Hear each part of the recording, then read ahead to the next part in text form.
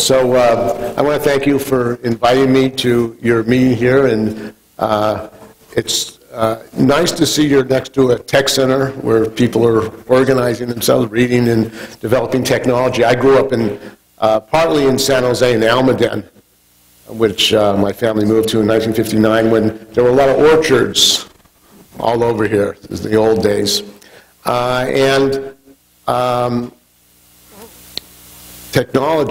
Technology, the center of Silicon Valley. Technology and computers were sold to the American people that computers would free people. It would be freedom for people. People would not have to work in the kitchen. They would have time to themselves to develop their talents and their creativity. And that's how computers were first in a popular way in the media presented to people. It was freedom for people to do what they want, to develop their talents and skills. And as we'll talk later, it's actually has had some freedom for information, but also it tethered people to the internet and to labor exploitation in the technology. So anyway, I'm going to talk about history of U.S. capitalism and what has happened in the United States and why we're in the crisis we're in this country, with a president who is a racist, is a bully, and basically wants to set up a dictatorship. If it was up to him, he would have a dictatorship in this country. So anyway, in the Second World War, the United States was victorious, as everyone knows, and at the end of the war, we had all the gold, most of the gold in the world, and we had a unbridled development in the United States with the highways, the highway system, with the development of new schools and new education. And California in the post-war period was a period of massive growth. And we had in education, the master plan, which was set up to provide free education from kindergarten to University of California, and to allow the people of California, young people, to get a free education and develop. And growing up in San Jose, I mean, there was booming here, new high schools, developments all over the place, and including IBM, which was one of the first companies to set up here in the South Bay. So what happened? What happened in the United States? And this is not just the United States, but a global situation. Well, capitalism in the post-war period, in the early post-war period, was profitable. Capitalism was growing. Capitalism was investing in industry. We had the most advanced industrial development of any country in the world at that time. But what happened is that capitalism as a system operates in an environment in which the most important thing is profit and making profit. And so part of what happened in the United States was that the capitalists decided that they needed to make more profit and get rid of unions. So the industrial base in the United States, in the Midwest, where you had a lot of industrial base, the capitalists decided that they were going to make more profit by moving their plants to first the South, then to Mexico with these free trade agreements, and then to Asia. So this is what industry has done, and the trade agreements, the corporate trade agreements that were written were to allow that. I mean, these corporate trade agreements were to allow the corporations, the billionaires, to move production overseas. Now, one of the things in the United States is there is no Labor Party in the United States. There's no Communist Party, there's no Socialist Party, even though the right-wing capitalists accused Obama of being a communist. And they have attacked people who are critical of capitalism of being socialist and communist. But the reality is there is no working class party in the United States, unlike in Europe and in other countries. So this drive to make more profit by American capitalists meant that workers in the Midwest lost their jobs, factories closed, and you have the industrial wastelands. I mean, millions of workers lost their jobs by the closure of factories to move them to, move them away for more profit, where there were no unions.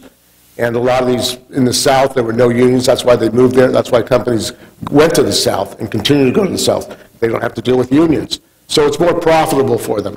Now, at the same time, what has happened is one of the ways that they have weakened the working people in the United States is through deregulation, to deregulate the economy.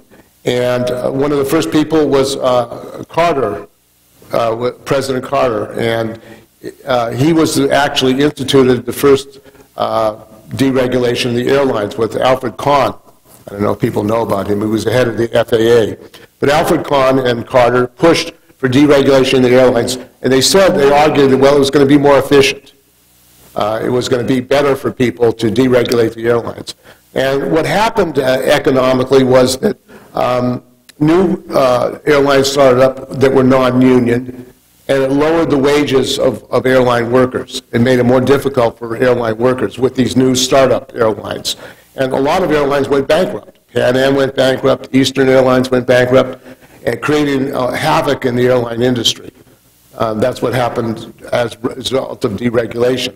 And of course, this deregulation has continued, and now we have deregulation of education. And that has led to the introduction of charters, privatization of education. So this is the ideology of the capitalists, that the market should determine whether or not something is worthwhile, which is, I would say, anti-human. For the market to decide what's valuable, for example, look at healthcare in the United States. If you can't make profit, die, basically. That healthcare is based on how can we make profit. In the insurance industry, how can we make profit excluding people? And in the insurance industry, which controls healthcare, excludes people because they don't want them if they have a disease. They don't want them if they're seniors, if they're elders. They want to make a profit on healthcare. And this dominates American capitalism. And unlike Europe, for example, they have social democratic parties, and they have communist parties where they have nationalized health care. Now, nationalized health care is a way of providing health care under state control, not for profit, but for the use of people. And this is why it's an advance over what we have in the United States, because the United States pays more for health care than any other country per person, and we have millions of people who are not covered by health care. So it's irrational from that point of view, but for the companies, the insurance companies and the drug companies, it's great because they can make billions and trillions of dollars on health care. So that's another aspect of capitalism in the United States, to deregulate the economy.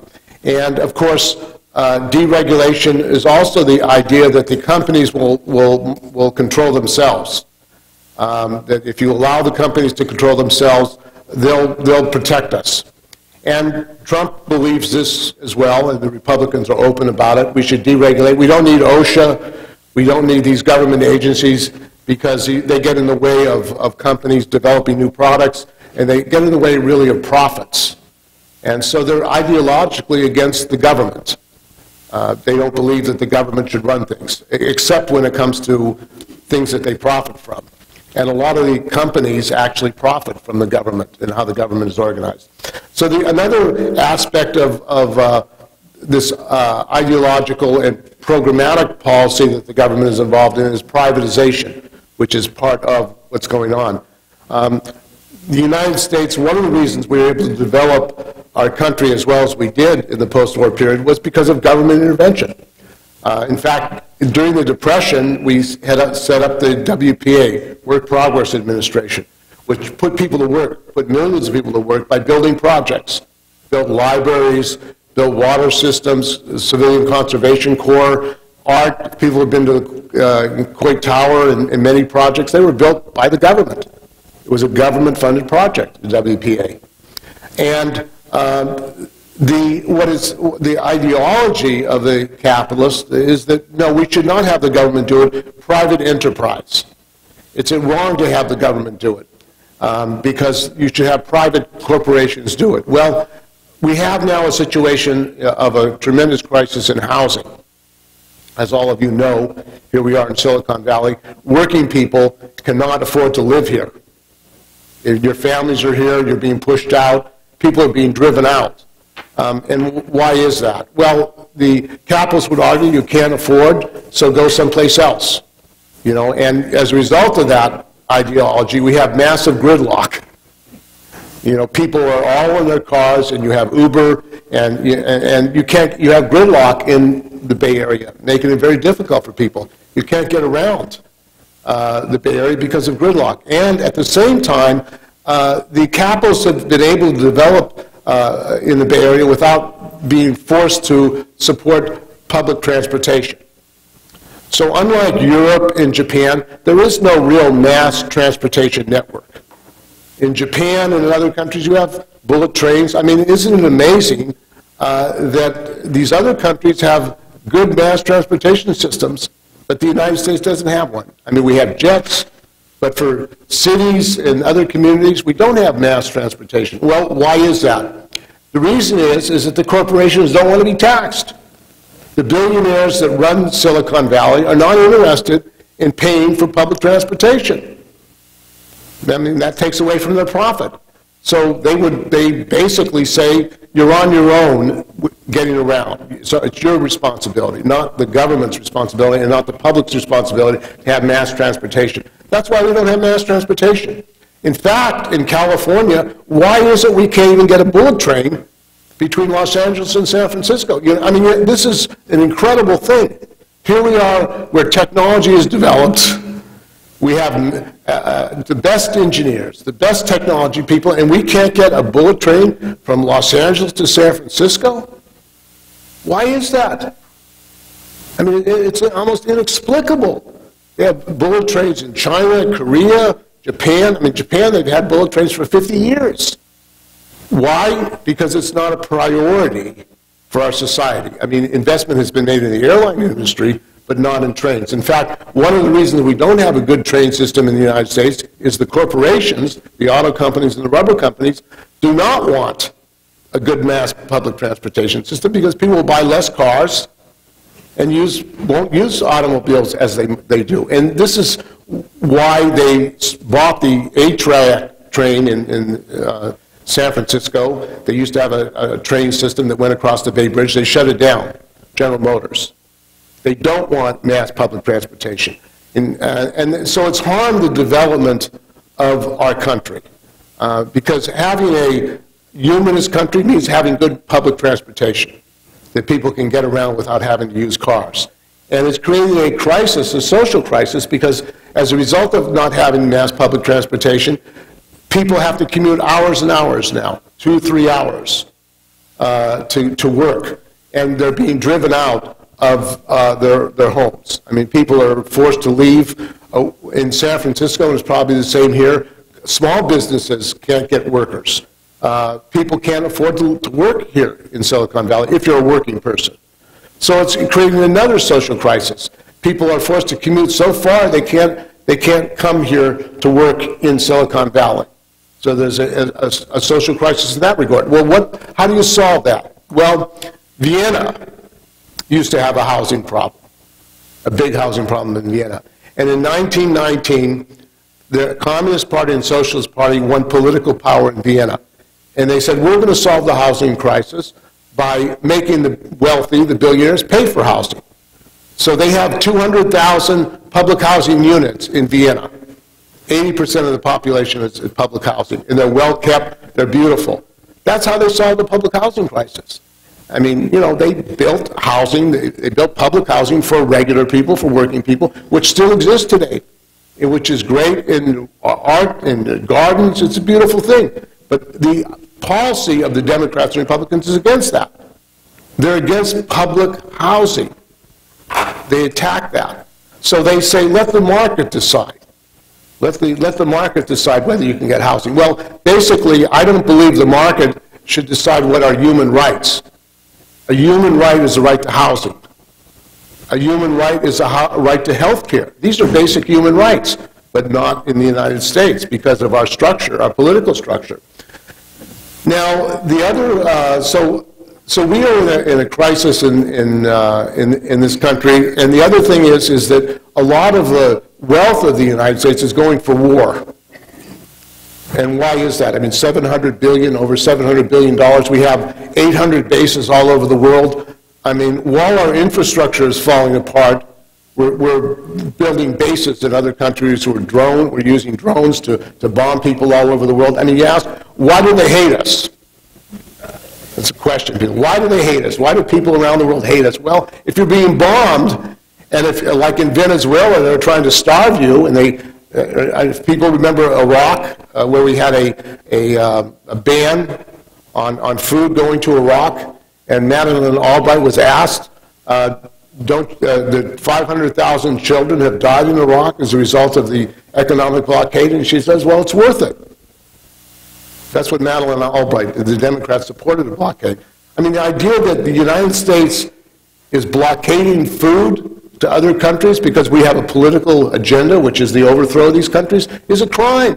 It really is a war crime to have economic blockades of food and medicine to other countries around the world. I mean, we're killing children, we're killing people. The people who run these countries aren't affected by this. They get food, they get everything taken care of. It's the regular people, the working people, who are hurt by these economic blockades, as we're now trying to do in Venezuela.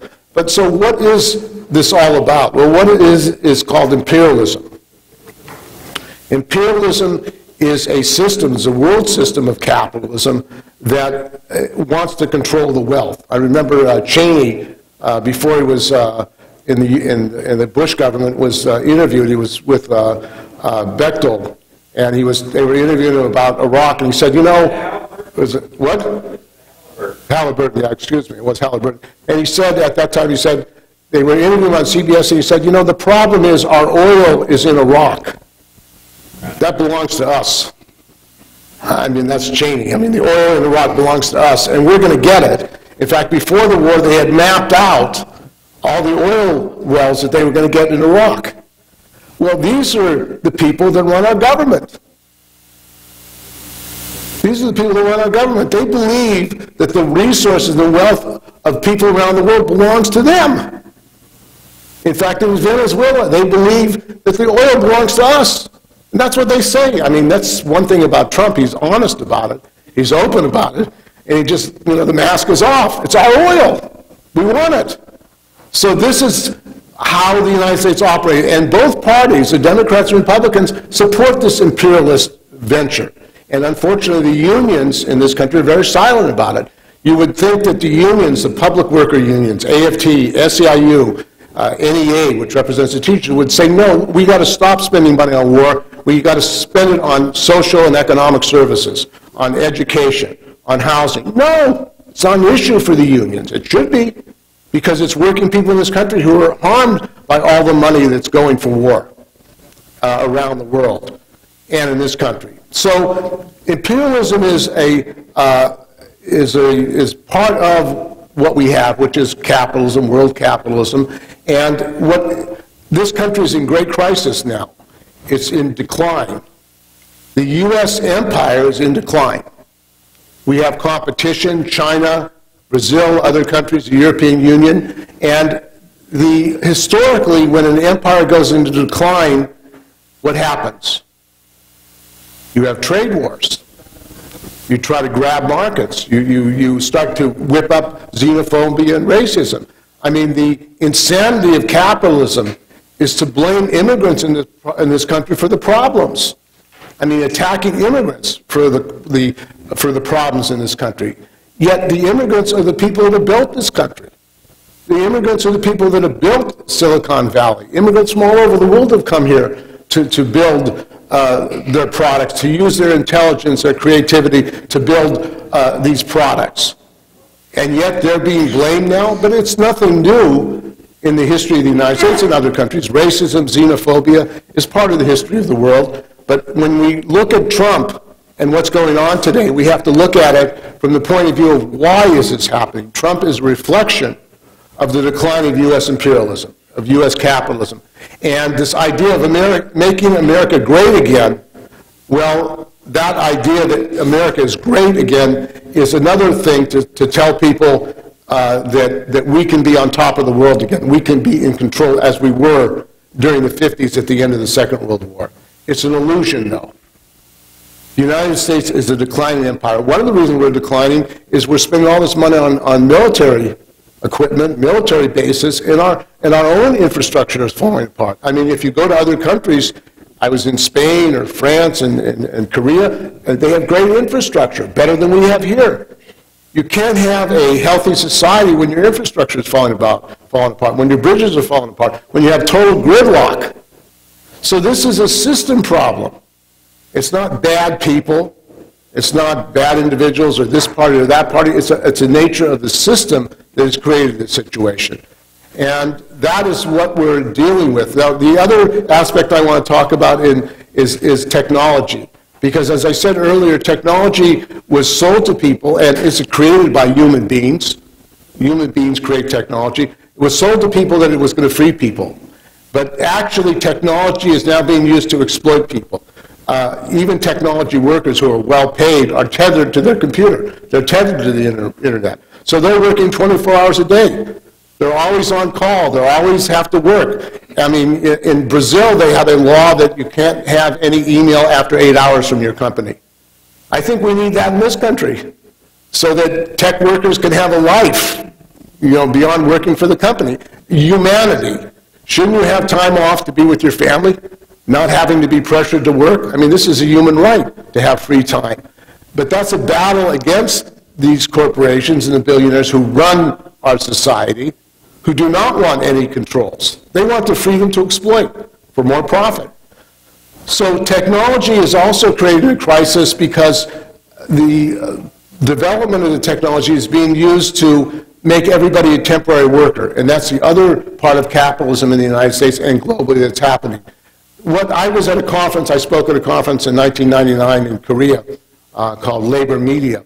And there was a paper from Seoul National University by a professor called The Beeper Revolution. This is in 1999. The beeper revolution was that everybody was going to have a beeper and you only work when you're beeped. This was in 1999. I mean, everything is on the beeper. Well, that's good for the capitalist if he can have a temporary workforce and you only, you know, have these people work when you're beeped. But what does it do for society? It means everybody's a temporary worker. In Korea now, 50–60% of the workers are temporary. There's no stability. They have problems with Social Security. They have problems with health care. It's very detrimental to young people. Young people have trouble getting jobs. They have trouble getting any kind of good position where they have stability. And that's, again, a result of capitalism, what capitalism wants for the capitalists. They want to profit, and they want everyone temporary.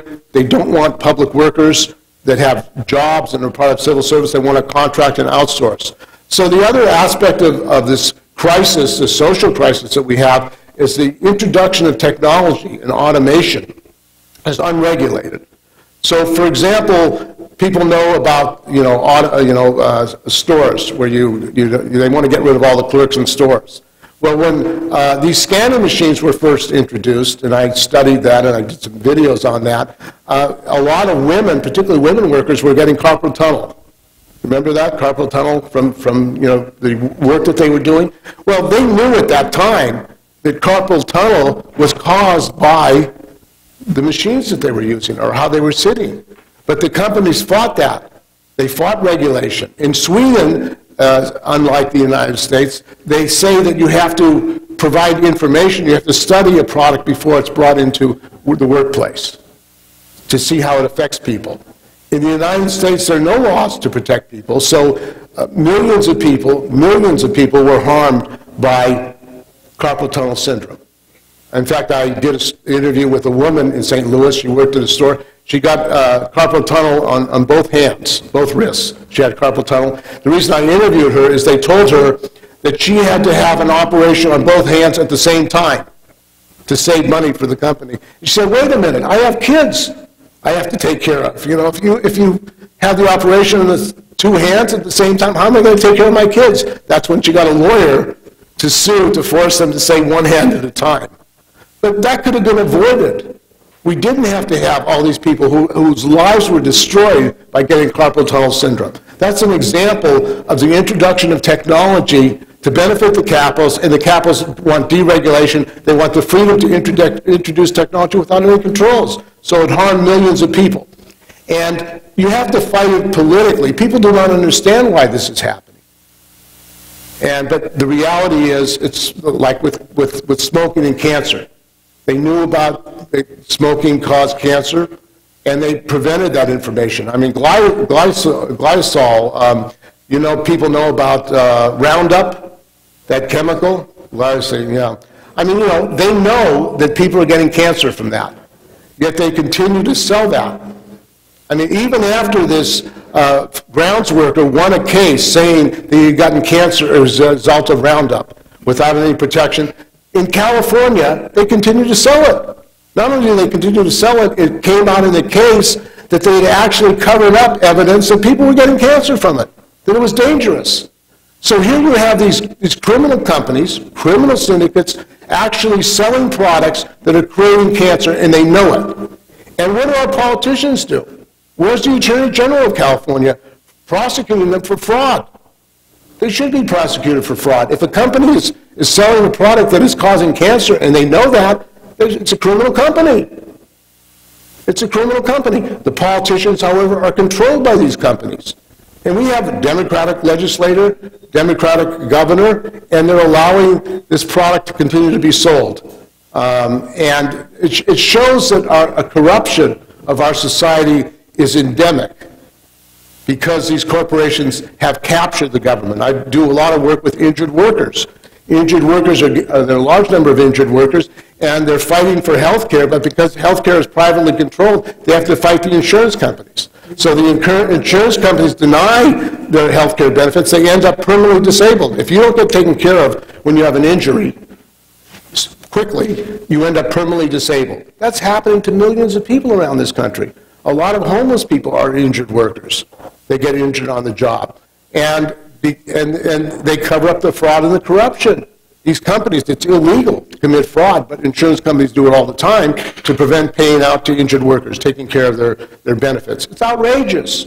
It really is a crime, what they've done to harm people when they get injured on the job. And there are many, many people who have been injured on the job. A big problem of health care in this country is workplace bullying and mental stress.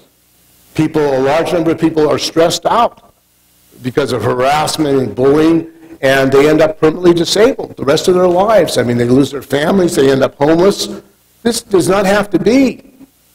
But you have private control of the health care, and you have a system in which it encourages bullying. I don't know if people have seen this film called The Corporation. It's a good film. You can see it on YouTube. It's a Canadian film. But it talks about the psychosis of these corporations.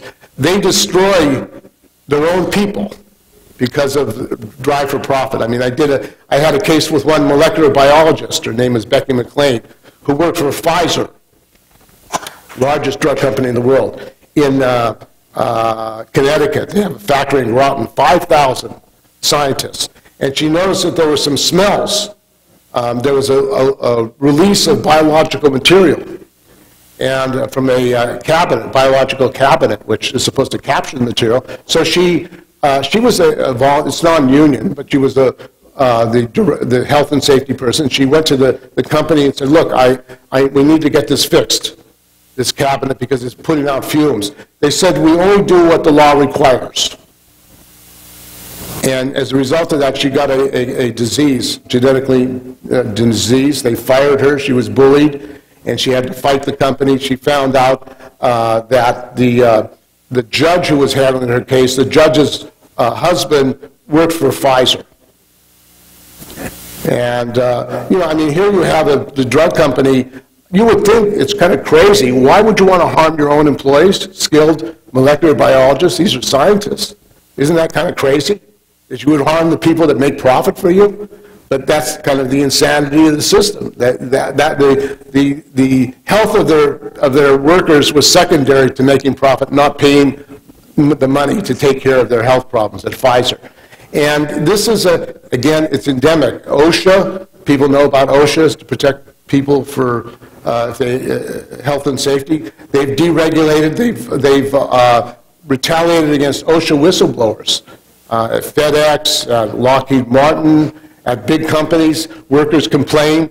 They go to OSHA, and OSHA managers refuse to take care of the case. It turns out OSHA executives, including Tom Perez, who was head of the Department of Labor, covered up the firing of OSHA lawyers in the whistleblower protection program. Here you have an agency which is supposed to protect our health and safety, and the people that run that agency are in collusion with the companies, and they go after the whistleblowers. They go after even lawyers who are supposed to investigate retaliation of whistleblowers at companies. This is what's going on. Our health and safety is at risk when we have agencies which have been captured by the very companies that are supposed to regulate. This is what's going on in the United States. So what is the solution? I mean, this situation is actually escalating out of control. The solution is, from my point of view, is that working people have to take control of our society. Working people should be running our society. They produce the wealth. We need a society in which the people who work are really running the society, not for the use of people, for the use of things, not for profit. And that requires a radical change. The first step in that is a formation of a workers' party, a labor party for working people. The Democrats and Republicans are parties that are controlled by the corporations of billionaires. And they want to make capitalism better. I do not want to make capitalism better. I don't believe in the capitalist system. I don't believe in production for profit. I don't believe that the purpose of everything is to make a profit. So that means a political party, which we don't have, but I think is possible. The development in the United States of Bernie Sanders is, I think, an interesting thing, because people want a change. And young people today look at socialism as a solution, because they don't see a future in capitalism for themselves. They're in debt. They've had to borrow money to go to college. The idea of having to borrow money to go to college, I mean, it's outrageous. College should be free in California. We have 170 billionaires in California, and we can't make college free for the young people of the state. We can, but it means making the billionaires pay.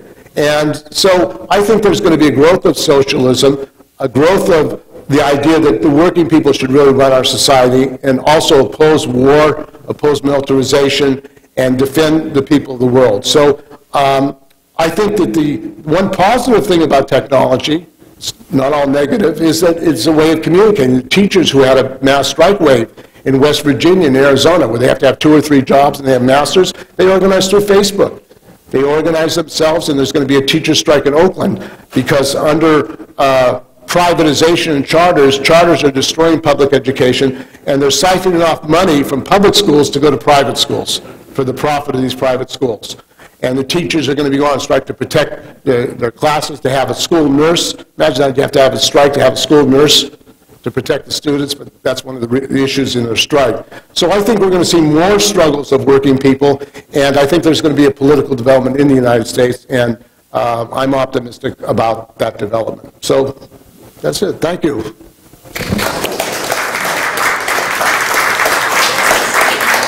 Okay, remember, I'll pass the mic around, and I'll try to keep track of the hands that go up, and hold the mic close to your mouth.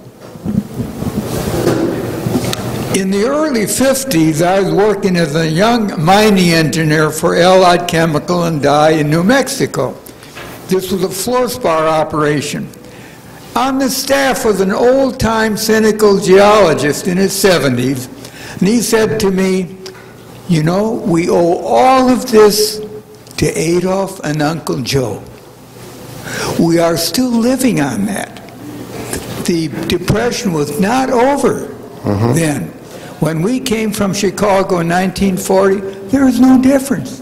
The Depression would have gone on and on if it were not for that war. That's right. And we're living off of that war today. Thank you. God has spoken.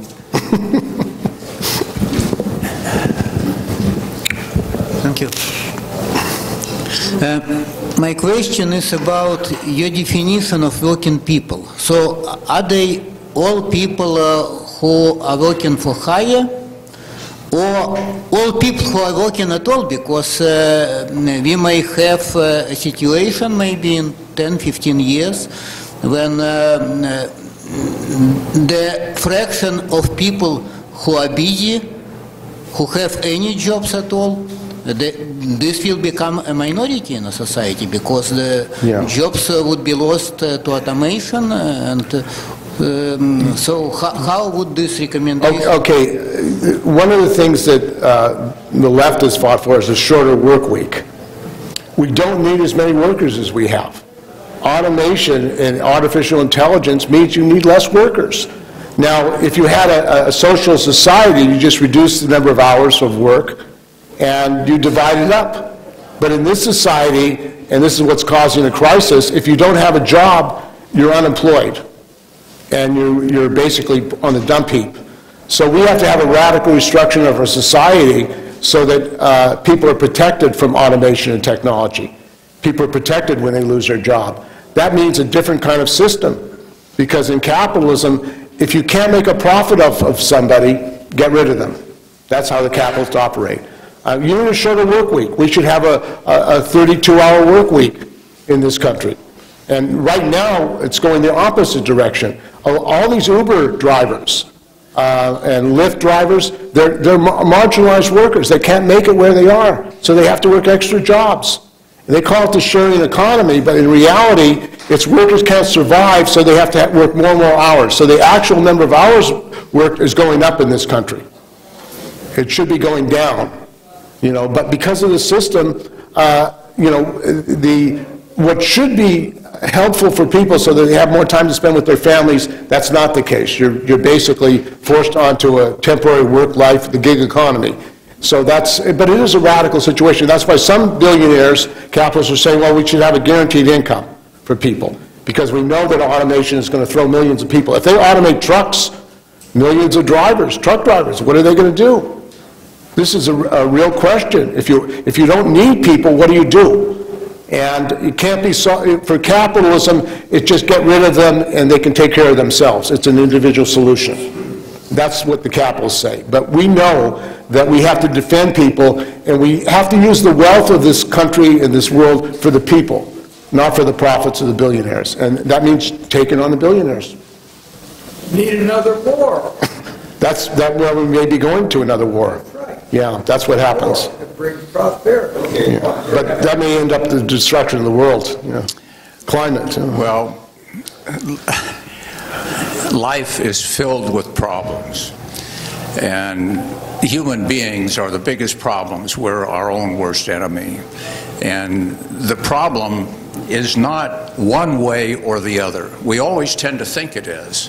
The socialists tend to think, this will be the solution to the problem. The capitalists, the libertarians, the free enterprisers say laissez-faire, that's the answer. But it's very seldom one way or the other. I've spent 3 weeks in China, and they have more capitalism in many aspects of China. There's more capitalism than there is in the United States. I walked down one street in one small town. Everybody in that street had their garage open, or they had part of their apartment open, and they'd be selling shoes, or they'd be selling pots and pans. There was no restrictions on them. It was complete free enterprise. I met one individual, my Chinese guide who was with me, who lived in China, and he escaped during Mao's China because he said, in the socialistic system, when I go into a restaurant, the people in there, because they weren't making a profit, they weren't getting tips, they felt inconvenienced because I came into their restaurant. The service was terrible. I met this one individual I met in socialistic China, communistic China, was a tour. He was at first a tour guide on a bicycle, and he'd have just a couple people. But China overlooked the fact that they had all these labor regulations and so forth. He made a profit. He was able to keep the money in a capitalistic manner. He saved his money. Then he hired more people, and when I came a few years later, he had a restaurant that had all sorts of people, delicious food, putting a lot of people to work. So the answer, and in Cuba, the same thing. Cuba has wonderful health care, better than we have. They have a good educational system. Both of these are socialistic enterprises. However, now they're allowing people to rent out their homes and to keep a profit, to have restaurants, to make a profit, because they're finding this is raising their standard of living. So it's not one way or the other. You look at the Scandinavian countries, they are socialistic in many respects. The income gap, the wealth gap, much less than we have over here. However, they have capitalism as well. And they are more business friendly in, say, Finland, Denmark, Norway, than we are over here. But they're also more socialistic. So it's not just one way or the other. Look at Winco. This store, Winco, is operated by the employees who share in the profits. And so here the people are benefiting from the capitalistic system. So you can't throw out the baby with the bathwater. Yeah, the cooperatives in Cuba. Okay. Any other hands? Okay, yeah, I can see it. Hi, Dana St. George. Hi, yeah, it's well known that the Europeans have blended economies that have both socialist things. I lived in Germany, France, and Switzerland for a total of about 6 years, and we participated in their health care plans and systems, and everything was very well run and regulated, and the health care was good.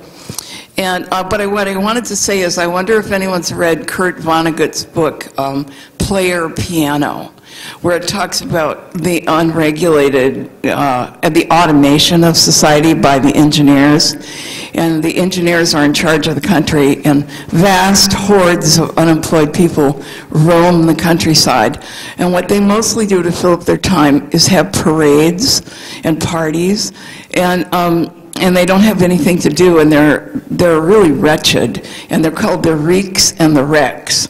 And it's really grim. So I suggest, if you want to think about what it would be like to have, you know, complete automation of everything and no jobs, you would read this book. Well, one of the things that we have, first of all, in capitalism, you have financial crises. Right now, you know, things are booming. There's speculation. I mean, it would appear that things are going great for capitalism, but it's a world capitalist financial system. And what you have is trade wars between capitalist countries. This is a result of markets trying to grab markets and inter-imperialist rivalry. The United States is in a battle with Europe and with China. So this is the idea that you can just take care of yourself in this country outside of what's going on globally and outside of what's happening in the financial system, I think is illusionary. The other thing is deregulation of the financial market, allowing the banks and the stock companies to merge, is creating a likely collapse of our economy. We're in debt. The United States has trillions of dollars of debt, and part of it is giving tax cuts to the billionaires. This is going to create a deep financial crisis, but I think China is a capitalist country. China was surrounded by the United States, as Cuba is. I mean, one of the reasons Cuba has to do what it does is because of this boycott of the United States. I mean, why was the United States trying to crush Cuba? Why are they doing this? I mean, is Cuba a threat to the United States? Is it a threat to the United States? No, I would say no. What it is a threat to is a different way of organizing yourself. There are no McDonald's in Cuba. They do well. There are no McDonald's, but they control their own country. And that's unbelievable, to be a little island 90 miles from the United States and be able to control yourself. Because what we're talking about is an imperialist world. China is in competition with the United States. The Silk Road, their economic development is for the expansion of China, Chinese investments. And there's more Chinese investments in Africa and Latin America than the United States is making. But this is creating rivalries between U.S. capitalism and Chinese capitalism. That's what happens on a global level, and that leads to war. That's why we want to attack China now, blaming China for the crisis. I mean, China is responsible, and it was American companies that wanted to make profit in China that invested in China and allowed China to develop. That's how China was able to do in 20 years what it took a long time for us to do, an industrial development. It was because of massive capital investment by European and U.S. multinationals in China and Japanese companies. But China now is a capitalist country, and they're going to be affected by this world financial crisis as well, because it's a global capitalist system. I do not believe you can have socialism in one country, which is the ideology of the Chinese bureaucracy and the Russian bureaucracy. Their idea was you can build socialism alone. It's impossible. We're in a global world system. We're all interconnected. And this system now is what is in great crisis. When I was in France at a computer conference a few months ago, and it's called Internet Global Forum on the Internet, how it's developing. And the big Macron, who there's a mass movement of the Yellow Jackets to overthrow him, but he was saying the big issue for France now is Europe against Silicon Valley and China.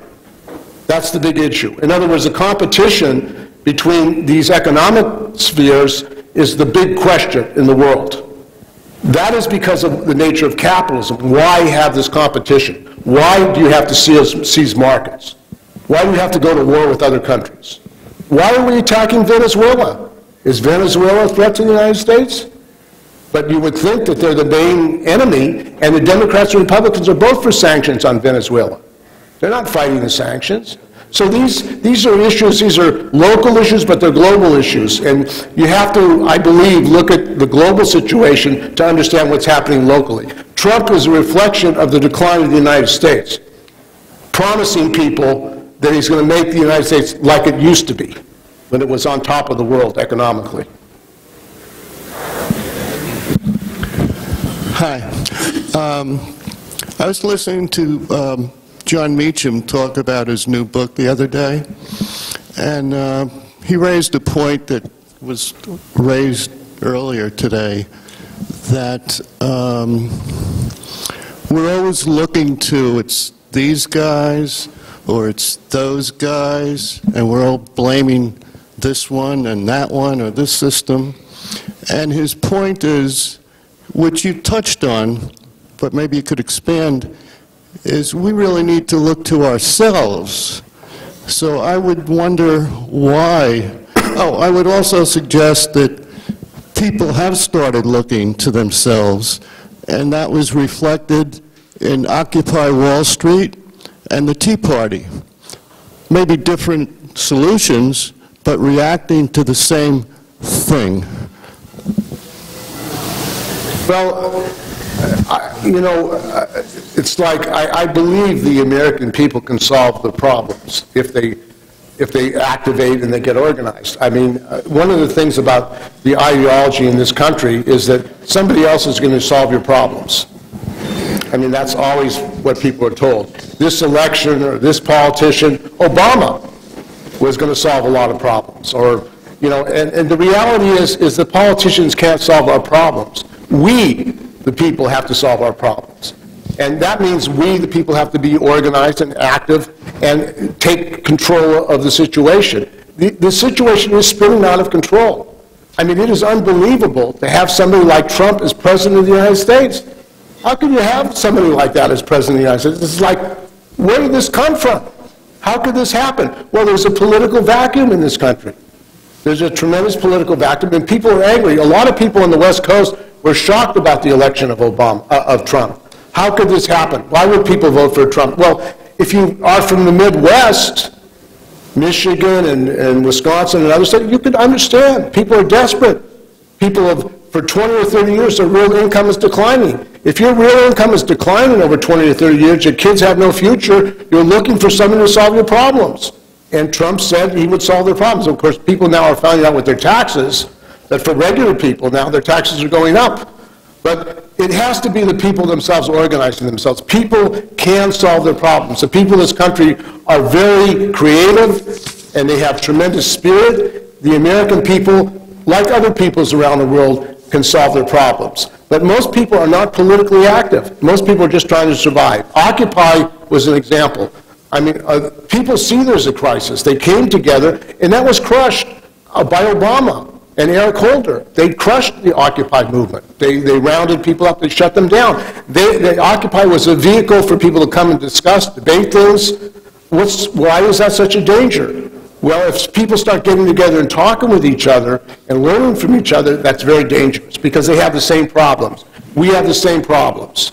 We're not isolated. We're part of a world. We're part of a country. I mean, the problems that we have in the Bay Area are social problems and system problems. Why do we have gridlock? It's a question. Why can't working people afford to live here anymore? Why are we having these problems? Why do children have to get loans to go to college? These are real problems that we can solve. But it means having, I believe, a political alternative so that we have a program and agenda to address these problems. Right now, I don't believe the Democrats or the Republicans have solutions to these problems. We have a new governor, Gavin Newsom. He was saying he's going to shut down the bullet train. I mean, this is crazy. We've already spent billions on that, and we're going to shut it down?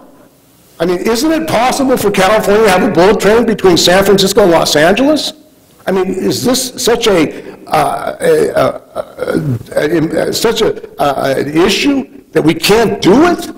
I mean, imagine that. California can't have a bullet train between San Francisco and Los Angeles. You have bullet trains all over the world, and we can't do it in this country? It's insane. It's a priority. Where are our resources?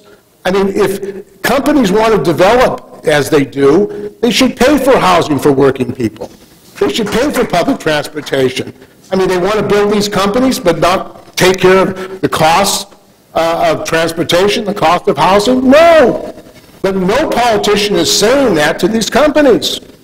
No politician is saying if you're going to build, you're going to pay for public transport. I mean, it could be a transit tax. You know, every time they open up a BART station, guess what happens when they open up a BART station? The land values skyrocket.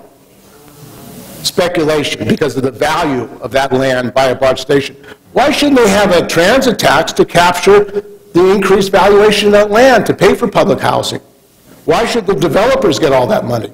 There are solutions. I mean, why should these privateers make money off the opening of a BART station which is paid for by our public taxes? We need more resources for public housing. We need more public transportation. But the people that are going to pay for it are not paying for it. That's the reality. That's a social problem, and it requires a political party, a program and agenda to address that issue. They're social issues, they're political issues, they're economic issues.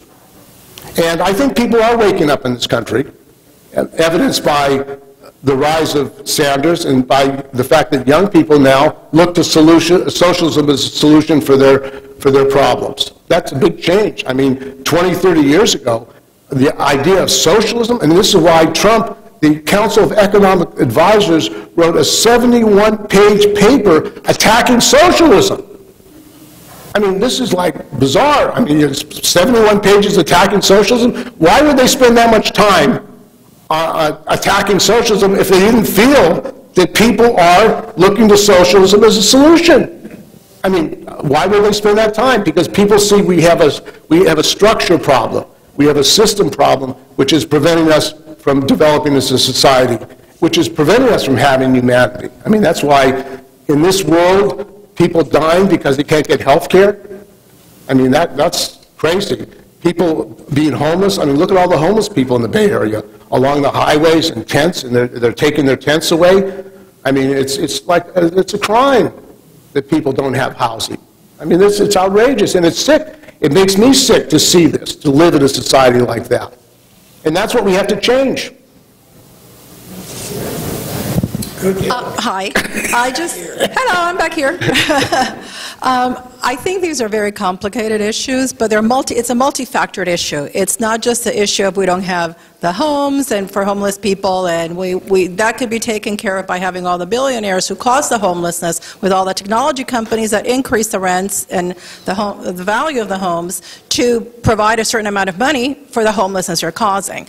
But then that goes back to a related issue, which is another of the factors, that we have legalized bribery in this country under the euphemism of political campaign contributions. So until we get rid of that, we're not going to solve the billionaires paying more taxes, because the legislators are not going to pass those laws because you're getting paid to not pass those laws, and it'll continue with the same level of corruption we have. I happen to be Cuban, so I understand the Cuban issue. And yes, they're having apparently more private enterprise, so to speak, right now, but it's still not what we have. Nevertheless, socialism hasn't really worked in Cuba that much because it's been isolated, but still what galls the U.S. is that it's a tiny country that says, middle finger to you, we're going to be on our own, and you're not going to be an imperialistic entity in our own land. So that's why there's the blockade, because the U.S. cannot stand independent little countries that thumb up their finger at them and say, bye-bye, we don't need you, we'll do whatever we need to do to get by, because you're not going to be oppressing us. So that's another issue. With the socialist countries, if you're isolated, that ends up happening what happened to Cuba. But you've got to play the game somehow in a balanced manner, that you can still have some private enterprise, but still have the socialist values that will help everybody. The issue with this gig economy happens to be that without a job, you don't have food, health care, shelter. You don't have the basics of life. You need health insurance. Without health insurance, we don't need to talk about a job because we'll be dead, right? Mm-hmm. I know people before Obamacare that had cancer and they actually died. That's right. They weren't getting health care. So health care is a primary thing that we all need, and we need to get that from what people think is the government. It's not the government, it's our taxes. We are the governed and the government. We're both. So since we're both, we need to say our money that we give to you through our taxes, we want it a return on our investment. Would a shareholder say, I'm not going to take an ROI, no problem? No. We are the shareholders of the country. We need to say we need ROI, and my ROI is health care, education for our children, and for the country, so we can have our own engineers. And the other issue is immigration. We're bringing workers from other countries. Why are we doing this? We need to have corporate, let's say, partnerships that say, we're going to train the people we need in junior college, for junior college and high school. Okay? There's a lot of things going on. Okay, we have, well, let's see. Yeah, we got two more people, and we only have 2 minutes, so keep it quick. I would suggest the reason the bullet train is failing is because of corrupt, incompetent, inadequate, and self-serving people of government. Now, to correct you, New York City has a great transportation system that is starting to go down. So do we need another master builder like Robert Moses, who cut through all the crap and the bureaucracy to accomplish what he did? I think he had his hand up over here, right here. Yeah, I'll answer. I mean, first of all, the reason the New York transit system is falling apart is because they've cut the funding to it. They don't maintain it. I mean, BART is falling apart. You know, all these elevators and escalators are broken all the time. I mean, why is that? It's because we don't have any mechanics. We can't keep our elevators and escalators running. I mean, it's because they don't spend the resources for maintenance. You have to do maintenance on a public transportation system to do it. They do spend money on getting tax subsidies to Amazon. That they give money for. The billionaires are getting tax subsidies. I mean, Amazon made $10 billion in profit, no taxes. Our infrastructure is falling apart, not because of corrupt politicians, and there are corrupt politicians. It's falling apart because the system is controlled by the billionaires. They control the country. They write the laws. Why is it that we are paying more taxes and they get tax deductions? It's corrupt politicians, but it's also because the billionaires run this country. They run California, which is a rich state. Okay, this is the last question now, so we're already running over. Well, it's not a question, it's two comments, and I think I can be quick. One is you mentioned a couple of examples about corporations covering up stuff that they were doing that was harmful, and I think to me the top two examples are the tobacco companies hiding the amount of deaths from cancer from tobacco, and the other one is the oil companies covering up the damage that global warming is doing. And the other point was that ultimately, it's a question about what are our values. Do we place people first, or do we place money first? Well, I would, on the question of climate, I didn't talk about that, but I don't believe you can control the problem of our climate by having private ownership of the energy companies and the utility companies. The energy companies make more money by digging more for more oil, by getting more energy out and selling more.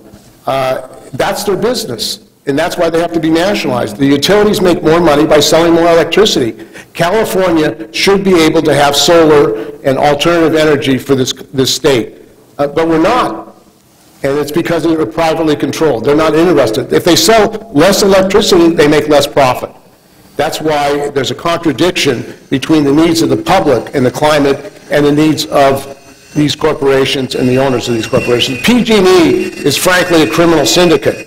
They've killed people, they've cut back, they were supposed to pay for maintaining the gas lines, they did not do that. They fired workers who were whistleblowers because they said you're not doing your job. They retaliated against these whistleblowers. People have died as a result of that. So they need to be seized, PG&E needs to be seized by the state and run as a public utility. That's what the solution is. And that's, I think, what we need to do. Okay, let's give our speaker a hand.